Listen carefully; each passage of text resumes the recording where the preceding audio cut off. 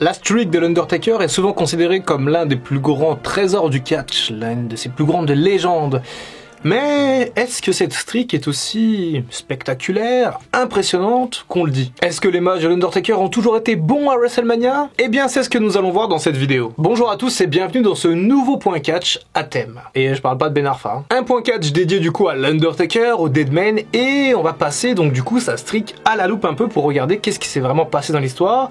Quels ont été les pires matchs, les meilleurs, les petites anecdotes. C'est un peu une vidéo qui sert de complément à la vidéo, donc retour sur l'histoire de l'Undertaker à WrestleMania, qui date déjà d'au moins presque 2 ans, je crois. Allez, démarrons sans plus attendre, puisqu'on a quand même beaucoup de matchs à couvrir, et on démarre donc en 91 pour WrestleMania 7. Cette année-là, l'Undertaker, du coup, affronte le vétéran Jimmy Snuka lors de WrestleMania. Et ce match est une purge. Et oui, parce qu'à WrestleMania 7, les deux événements principaux, c'était Hulk Hogan face au Sergent Slaughter et Randy Savage contre l'Ultimate Warrior, et le perdant devait prendre leur retraite. Donc voilà, Undertaker contre Jimmy Snuka, bon, les gens en avaient un peu rien à faire, et surtout que ça a duré 5 minutes. À WrestleMania 8, l'année suivante, c'est Jake the Snake Roberts qui passe après Jimmy Snuka, donc face à l'Undertaker. Et j'aime bien dans cette rivalité le fait que l'Undertaker, à l'époque, il avait vraiment une gimmick de zombie qui parlait pas, il était accompagné par Paul Bearer, et Jake Roberts, c'était vraiment un as du micro, c'était vraiment le promo guy. Et donc du coup, il y a eu toute une storyline créée autour de ça, et Jake the Snake Roberts avait vraiment le champ libre pour construire cette rivalité. Plutôt pas mal et plutôt une bonne rivalité entre les deux. Bon, c'est vrai quand même que ce match n'est pas terrible, malheureusement il y a beaucoup de matchs de Jake Roberts à WrestleMania qui font partie des pires, mais l'Undertaker avait quand même bien résisté aux 2 prises de finition de Jake Roberts, à savoir le DDT, avant de lui porter son Tombstone Piledriver et de gagner. Ah, WrestleMania 9 et ce match de l'enfer contre le Giant Gonzalez, la seule victoire de l'Undertaker à WrestleMania par disqualification, parce que oui, ce grand con de Giant Gonzalez, il a utilisé du chloroforme pour assommer l'Undertaker, sauf que bon, l'arbitre... je sais que les arbitres de catch, ils voyaient pas grand chose à l'époque, mais là, il l'a vu et il a disqualifié le Giant Gonzalez. Voilà, ça fait tâche, mais bon, c'est comme ça fait partie de l'histoire. L'Undertaker ne participe pas à WrestleMania 10 puisque cette année-là, il est blessé au dos. Mais il revient donc du coup pour WrestleMania 11 en 95, et cette année-là, il affronte King Kong Bundy. Alors, l'idée de cette rivalité, en fait, c'était simplement que l'un des membres du groupe de Ted DiBiase, je crois que c'était Kama, avait volé l'urne de l'Undertaker en fait au Royal Rumble, et donc du coup l'Undertaker était pas content, enfin, voilà, il voulait se battre, et donc on lui a mis King Kong Bundy, qui est un costaud quand même. Mais le match n'était encore une fois pas sensationnel. Et d'ailleurs, anecdote, il me semble que suite à sa blessure au dos de l'année précédente, l'Undertaker avait pas voulu faire le Tombstone Piledriver sur King Kong Bundy, qui pesait quand même son poids, hein, et que du coup il avait gagné le match par une prise de la corde à linge un peu volante comme ça en l'air. En 96, à WrestleMania 12, c'est Diesel qui se met sur la route de l'Undertaker, donc Big Daddy Cool. Ça part d'une rivalité un peu comme ça, où les deux interfèrent dans le match de championnat, à l'époque où détenu par Bret Hart en 96, et donc ils se donnent rendez-vous à WrestleMania. Le match est moins pire que les autres, c'est plutôt ok, c'est 2 grands mecs qui se battent, donc il y a pas mal de physicalité.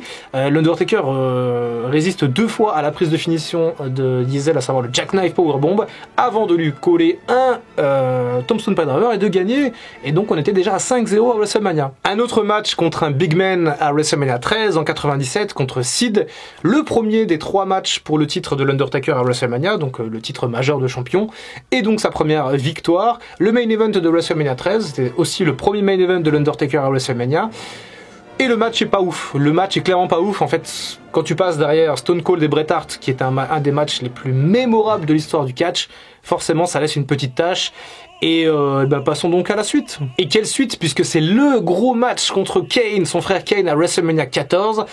Alors moi personnellement c'est pas un match que j'aime beaucoup, mais je sais qu'il est beaucoup apprécié par la communauté.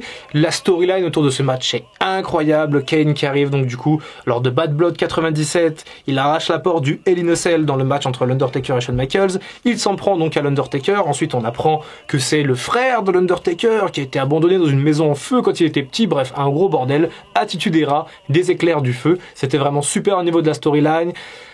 Mais au niveau du match, c'est pas fou, hein, c'est pas fou, et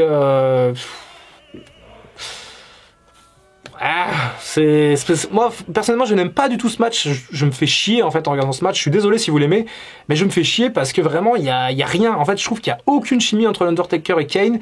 Il y a quelques bribes de bons matchs en 2010 entre les deux, mais globalement, la chimie passe pas entre les deux et j'aime pas du tout. Après, encore une fois, les goûts et les couleurs, ça ne se discute pas. Alors peut-être que ça ne se discute pas, mais alors le match de WrestleMania 15 entre l'Undertaker et le Big Boss Man, je chercherai quelqu'un qui me dise dans les commentaires: Doc, j'ai adoré ce match entre le Bossman et l'Undertaker à WrestleMania 15. Allez-y, j'attends. Et oui, parce que je n'aime pas forcément dire que quelque chose est mauvais ou nul, mais alors ce match, il est à chier. Alors c'est un Hell in a Cell, ils ont voulu donc mettre un peu de piment dans ce match. Le premier Hell in a Cell de l'Undertaker à WrestleMania, il en a fait 2, 3 même. Et donc du coup, la fin de ce match est très très dérangeante. Le Bossman se fait pendre en fait à la cage, ensuite la cage est levée, enfin bref, attitude érable mais en version morbide. En même temps, en 99, l'Undertaker c'était Ministry of Darkness, donc c'était très glauque, très beau. Et tu prends pas quelqu'un à une cage, non, c'est pas possible, parce qu'après, imagine les petits font pareil, ceux qui regardent le catch. Vince McMahon a eu d'énormes problèmes à cause de ça, parce que, ben voilà... Bon, pas quelqu'un à une cage, même si c'est du cinéma, les gens, des fois, ils comprennent pas trop. En 2000, l'Undertaker est blessé, ne participe pas donc à WrestleMania 2000, il est blessé au bras à l'époque. En 2001, il participe à l'excellent WrestleMania 17 à Houston, quel WrestleMania de qualité, je ne tarie pas d'éloges, pas assez d'éloges à propos de sa WrestleMania tellement il est bon. Et on a peut-être bien le premier bon match de l'Undertaker. Quand je dis bon, c'est mieux que correct en gros, à WrestleMania, puisque c'est Triple H à l'époque, le Game, qui s'oppose au Deadman, et on a un match plutôt bon. Alors le Deadman, c'était l'American Badass à l'époque, puisqu'il y avait eu cette transition entre 99 et 2001, entre WrestleMania 15 et 17, du coup, du Deadman en American Badass, et on a un match qui est plutôt bon, ça part un peu dans tous les sens, ça va se battre dans la foule, le match est long mais le match est vraiment bon, et voilà, 9e victoire de l'Undertaker à WrestleMania à ce moment-là, et la streak commençait un peu à se lancer. En 2002, pour WrestleMania 18, c'est Ric Flair, la légende, qui se dresse face à l'Undertaker, et un Ric Flair un petit peu en manque de confiance en lui, parce que voilà, on est en 2002, Ric Flair commence à être déjà presque cinquantenaire, il a passé quelques années difficiles à la WCW, pendant l'époque de l'Attitude Era, où il était un peu éclipsé par la NWO. Clairement, il n'était pas du tout dans les plans d'Eric Bischoff à l'époque, et il avait beaucoup souffert mentalement, Ric Flair. Il arrive à la WWE du coup en 2002, et on lui met l'Undertaker comme ça.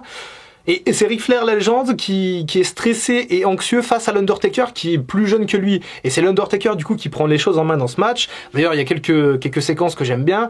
Ric Flair, il rate que quelques séquences et il recommence. L'Undertaker le pousse à recommencer afin de réussir et de divertir les fans.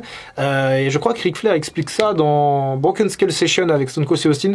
Peut-être que je confonds, mais en tout cas, voilà, j'aime beaucoup l'histoire un peu autour de ce match-là. Ah, WrestleMania 19, j'en ai parlé devant les pires matchs de chaque WrestleMania, puisque oui, il en fait partie.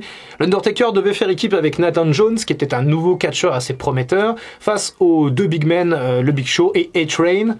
Sauf que voilà, Nathan Jones a été jugé pas assez bon pour ce match-là, donc l'Undertaker a été dans un match handicap contre les deux, et les a battus. Un match qui n'était franchement pas sensationnel. Et Nathan Jones qui se pointe à la fin, mais bon, c'était trop tard, le travail était déjà fait, la streak était intacte en tout cas. WrestleMania 20 et le retour en Deadman à l'époque, puisque Kane avait enterré l'Undertaker lors de Survivor Series 2003, et donc du coup, l'Undertaker a disparu, il a eu le temps de se laisser pousser un peu les cheveux, c'était pas le Deadman de l'époque avec les cheveux longs, là on avait plus l'impression que c'était Chuck Norris, mais en tout cas voilà, WrestleMania 20, en 2004, l'Undertaker revient pour se venger de Kane, avec Paul Bearer, avec les druides, le Deadman. Le premier match de l'Undertaker que j'ai vu, donc il m'a beaucoup marqué, même si sur le ring, c'est pas dingue, encore une fois, Kane Undertaker. Mais bon voilà, j'en garde moi forcément un bon souvenir de par l'impact qu'il a eu sur moi quand j'étais petit. Mais bon, c'était pas folichon. En 2005 par contre, c'est un peu le début d'une nouvelle ère pour l'Undertaker à WrestleMania. Il est déjà à 12-0 à l'époque à WrestleMania. Et alors on commence à parler de streak, de battre la streak. Enfin au bout de 12-0. Et cette année-là, c'est Randy Orton, le Legend Killer, qui s'oppose à l'Undertaker. Et donc du coup, il y a vraiment toute une storyline qui est bâtie autour de ça. En plus, Randy Orton qui est vraiment bien vu à l'époque comme étant une future superstar. Et donc on a ce match avec des enjeux un peu spéciaux. Randy Orton avait l'occasion du coup de casser la streak. On a eu un match absolument, je dirais pas absolument superbe, mais très bon en tout cas, au moins du calibre du Triple H Undertaker de 2001. Mais c'est une défaite qui a aidé Randy Orton. Il y a certaines défaites qui aident certains catcheurs, et là ça a été le cas. Randy Orton a été quand même sensationnel dans ce match. L'Undertaker n'a pas perdu bien sûr à l'époque, mais Randy Orton, ça lui a beaucoup servi pour la suite de sa carrière. WrestleMania 22, et là on a un casquette match face à Mark Henry, un match du cercueil, et c'est pas fou, hein. Franchement là on va commencer à rentrer dans les beaux matchs de l'Undertaker, mais alors celui-là, c'est un peu la petite tache sur le t-shirt blanc. Hein. WrestleMania 23 en 2007 et un match contre Batista, le champion du monde poids lourd. L'Undertaker cette année-là gagne le Royal Rumble après une finale épique contre Shawn Michaels. Il choisit l'animal Batista, Batista qui était quasiment invaincu pour sa ceinture puisqu'il l'avait gagné en 2005. Ensuite il avait été blessé, il l'avait libéré, enfin il avait relâché la ceinture et ensuite il l'avait récupéré et là bam, Undertaker Batista à WrestleMania. Ça aurait dû faire le main event de WrestleMania 23, je prends parti, ça aurait dû faire le main event, ça ne l'a pas fait. Le match a clairement volé le show, volé la vedette, c'était un match fantastique, sensationnel. Un des meilleurs matchs de l'Undertaker à WrestleMania, un des meilleurs matchs de WrestleMania tout court, tellement il y a une grosse intensité dans ce match. Peut-être que je suis pas vraiment objectif avec ce match parce que WrestleMania 23 c'était aussi mon premier DVD, on y revient.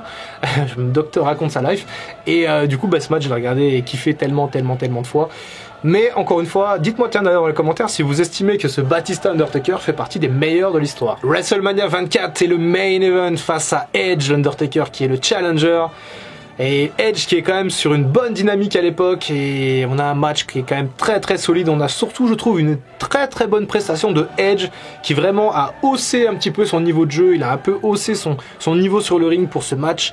Il a été très bon dans la psychologie, dans la technique et l'Undertaker qui est aussi au rendez-vous. Ça donne un match absolument épique et ça met les premières bribes de rivalité entre les deux.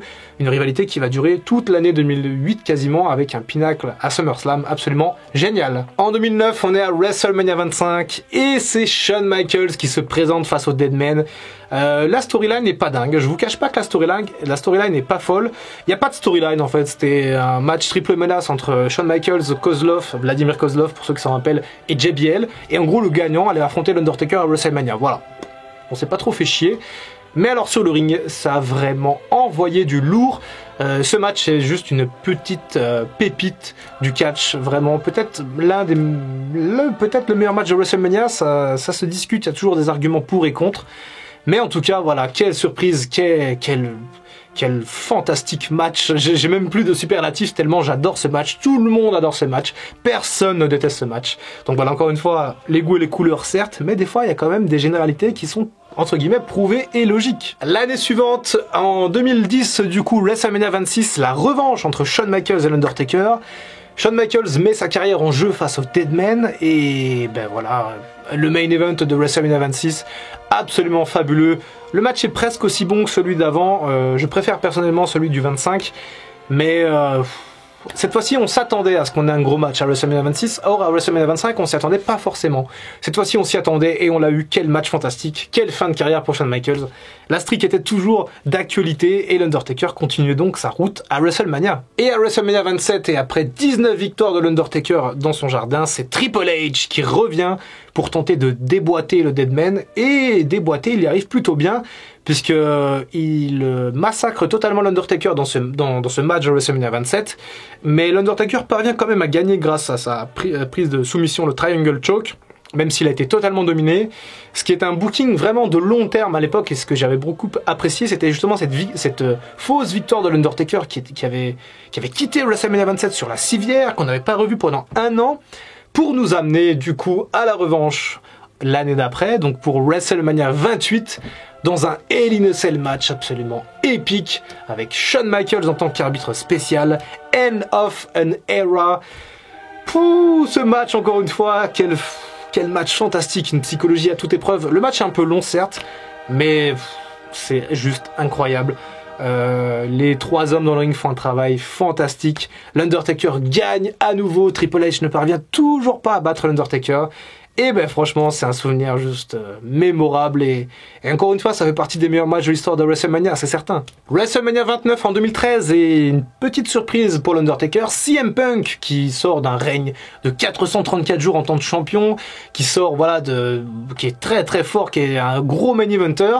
Et on a ce match, donc du coup, cette opposition de style entre les deux, CM Punk qui est heel et l'Undertaker qui est face, la storyline qui est très bonne, l'utilisation du décès réel de Paul Bearer dans la storyline peut faire polémique et peut amener à la discussion, mais en tout cas sur le ring, le match est juste fantastique. C'est le dernier bon match de l'Undertaker à WrestleMania, après celui-là, il n'y aura plus d'excellents matchs. Et ben franchement, encore une fois, il est presque au niveau des 4 précédents. Puisque oui, WrestleMania 30 marque la fin de la streak de l'Undertaker. Après 21 victoires consécutives, Brock Lesnar parvient à battre le Deadman dans son jardin, causant littéralement la surprise générale. Internet était cassé en 2014, c'était encore les débuts de Twitter, enfin début. Non, mais c'était moins démocratisé qu'aujourd'hui, et à l'époque c'était la folie. Les forums étaient en folie, personne ne comprenait pourquoi l'Undertaker avait perdu. C'est la fameuse question, est-ce qu'il aurait dû perdre, oui ou non? Est-ce qu'on aurait dû garder la streak intacte? Est-ce qu'on aurait dû la donner à quelqu'un d'autre que Brock Lesnar? Personnellement, j'ai pas d'avis sur la question. Voilà, si vous me demandez, c'est comme ça. J'analyse ce qui se passe, mais j'ai pas d'espérance particulière, j'avais pas d'espérance. Brock Lesnar, c'est assez logique finalement qu'il ait pris la streak, étant donné qu'il était construit vraiment comme étant le monstre à l'époque, le futur monstre en puissance de la WWE. Après, bon, la manière dérange étant donné que l'Undertaker s'est blessé, il a une commotion cérébrale assez sérieuse, il faisait n'importe quoi un peu sur le ring, il était plus là, il se rappelle plus du tout du match. Après ça, on a Brock Lesnar qui peut faire le boulot, mais pour le coup, là, il l'avait fait moyennement. Et donc, on a un peu une purge pour WrestleMania 30, et donc l'Undertaker qui perd la streak, mais d'une manière pas belle, quoi. C'est pas il a tout donné, il a perdu, non, il a rien donné et il s'est fait exploser, quoi. Et l'année suivante, du coup, 2015, WrestleMania 31, c'est Bray Wyatt, donc du coup le mangeur de monde qui se tient face à l'Undertaker. Un match plutôt décevant à WrestleMania 31, l'affiche sera peut-être vraiment sympa. Il y a plusieurs choses qui m'ont dérangé dans ce match. Alors déjà, Bray Wyatt était extrêmement diminué physiquement puisqu'il s'était fait une entorse l'après-midi en faisant des répétitions sur le ring et sa cheville avait tourné, donc il avait lutté sous cortisone. Il y avait des rumeurs, je me rappelle le jour de WrestleMania 31 qui disait que Bray Wyatt pourrait pas catcher et que du coup il y allait avoir Kane qui allait lutter contre l'Undertaker encore à WrestleMania, donc ça aurait été pire que tout. On a eu Bray Wyatt, mais un demi Bray Wyatt. On a surtout eu l'Undertaker qui se bat en pleine journée et donc forcément l'effet n'est pas le même. Et en plus l'Undertaker était sur sa repousse de cheveux puisqu'il s'était rasé la tête là ces 3 dernières années. Tout est assez bizarre dans ce match et finalement le rendu est pas dingue. Bon, l'Undertaker renoue quand même avec la victoire, ce qui est plutôt intéressant pour lui. L'année suivante, WrestleMania 32, le WrestleMania des blessés, des bouche-trous un peu, voilà, des plans de secours. Et un plan de secours, bah oui, forcément, parce que on avait prévu Sting face à l'Undertaker à WrestleMania 32, c'était dans les plans, sauf que Sting s'est gravement blessé à la nuque à la moitié de l'année 2015, et donc retraite anticipée. Et donc on n'a jamais eu le match entre l'Undertaker et Sting, malheureusement. Par contre, on a eu Shane McMahon contre l'Undertaker, donc là tu sens vraiment qu'ils ont pris 2 morceaux de storyline et se sont dit tiens on va mixer ça. Et l'Innocell, histoire de dire bon le match va être nul donc forcément on va rajouter quelque chose. Effectivement on se rappelle de la chute de Shane McMahon absolument épique du haut de cette cage. Mais globalement le match est pas bon et quand même assez long et voilà, ça fait encore un peu tâche et là on commence à se dire merde, ça commence à puer un peu pour l'Undertaker. Et l'année suivante, en 2017, le main event de WrestleMania 33, l'Undertaker qui est poussé dans le main event contre Roman Reigns. L'affiche était vraiment alléchante, franchement, c'était alléchant. Et sur le ring, malheureusement, ça n'a pas fonctionné. On a vu tout à fait un différentiel, une différence de niveau, de technique, de puissance physique. Bref, Roman Reigns, c'est l'Undertaker il y a 20 ans, et encore, enfin non, il est plus athlétique que l'Undertaker d'il y a 20 ans. Mais voilà, l'Undertaker était vraiment pas dedans et ça s'est vu, ça s'est senti, il était pas bien. On a eu quelques gros bots, quelques ratés, la foule était déçue de ce match. Il y a beaucoup de matchs aussi, il y a beaucoup de gens qui aiment ce match et je comprends. Mais quand même, pour les, entre guillemets, les vieux de la vieille, ceux qui regardent le catch depuis longtemps, ceux qui sont amoureux de l'Undertaker, ça a été quand même, je pense, assez difficile à regarder et à supporter. Est-ce que je dois vraiment compter le match de WrestleMania 34, ce segment entre John Cena et l'Undertaker 10 ans de retard sur ce match, bien sûr, 10 ans de retard. Un match qui n'en est pas un, 3 prises et puis s'en vont, victoire de l'Undertaker. L'Undertaker qui avait pris sa retraite à WrestleMania 33, qui voulait s'arrêter là-dessus, mais qui finalement était déçu de sa prestation et de sa performance, qui donc du coup a voulu continuer un peu pour avoir une sortie digne de ce nom. Mais c'est compliqué de continuer quand on est comme ça, sur la pente descendante, et ce match contre John Cena est anecdotique finalement. À WrestleMania 35, l'Undertaker ne catche pas, bizarrement, il était présent, mais on aurait pu tout à fait avoir un Kurt Angle Undertaker par exemple, à la place de Baron Corbin pour la retraite de Angle. Mais non, l'Undertaker n'a pas catché à WrestleMania 35. Et par contre, l'Undertaker a eu sa sortie à WrestleMania 36, son match de retraite, un peu on peut le dire, contre AJ Styles, un ciné-match. Voilà, donc un match filmé, enregistré, la nouveauté made in Covid de la WWE. L'Undertaker un peu en mode American Badass en plus pour cette dernière. Un Undertaker plus humain. Et franchement, moi j'ai adoré cet ultime match de l'Undertaker à WrestleMania. Certains ont aimé, certains ont détesté. Une chose est sûre, je trouve que c'est plutôt une bonne sortie pour l'Undertaker et un bon dernier combat, même si ce n'est pas forcément vraiment un. On se rappellera peut-être plus, je l'espère, de ce match contre AJ Styles dans le futur que le match Undertaker-Goldberg ou DX contre les Brothers of Destruction. Voilà, c'est tout pour cette analyse de cette streak. La vidéo est un peu longue, je suis désolé, vous savez que je n'aime pas ça du tout, mais bon, c'est comme ça. Parfois, je fais des vidéos trop expéditives, même parce que je trouve que c'est trop long. Donc voilà, c'est désolé, il y a ceux qui aiment les vidéos longues, les courtes, c'est comme tout. Voilà, allez, je vous dis à bientôt pour une prochaine vidéo, et en attendant, prenez soin de vous.